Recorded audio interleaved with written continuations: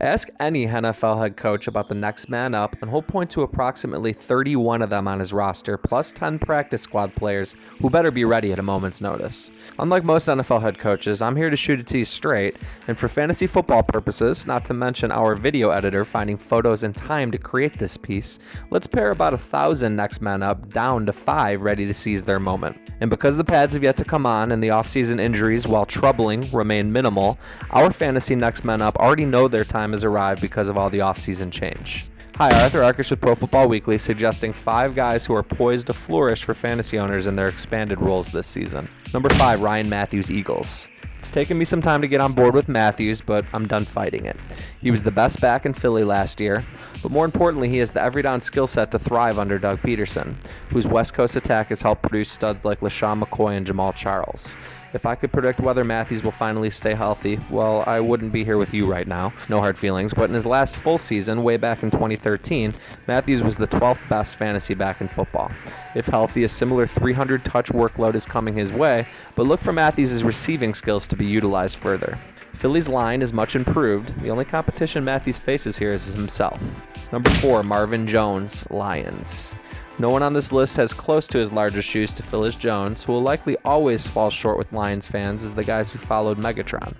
But that doesn't mean Jones can't quickly become a helpful fantasy asset, something he's already proven. Remember, in 2013, Jones was a double-digit touchdown scorer and big play threat for the Bengals. Now out of the shadow of A.J. Green and Mohamed Sanu, we'll have a lot more footballs directed his way, and I think the upside here is huge. Detroit still doesn't have a run game, nor does it have the red zone freak it lost in Megatron. Jones has shown he can be that. Number 3, Dwayne Allen, Colts. Rob Chodzinski loves him some tight ends. From Kellen Winslow to Greg Olsen to Jordan Cameron, we've seen the position feature consistently in a Chud offense, whereas Pep Hamilton's didn't exactly do that, and it's part of the reason he's now in Cleveland. Allen can be more than a red zone warrior, and we'll see his speed and run strength on display more this season, with Hamilton and Coby Fleener out of the equation and Andrew Luck ready to do Luck things again. A discounted Luck Allen stack could be pretty big this year. Number 2, Sterling Shepard. Did you know Ruben Randall set career highs in starts and touchdowns a season ago en route to a 28 fantasy wideout finish?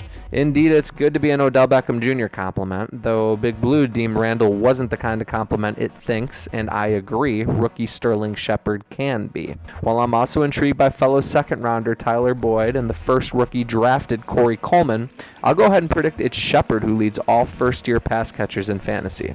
Bold prediction? Maybe, but not as bold as Shepard's style. A fearless slot receiver with flawless fundamentals and imposing speed and elusiveness after the catch.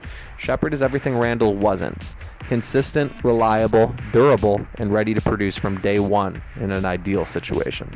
Number 1, Sammie Coates, Steelers. Yes, I understand Marcus Wheaton or even Darius Hayward-Bay is theoretically the next man up after Martavis Bryant's suspension. But let's get real here.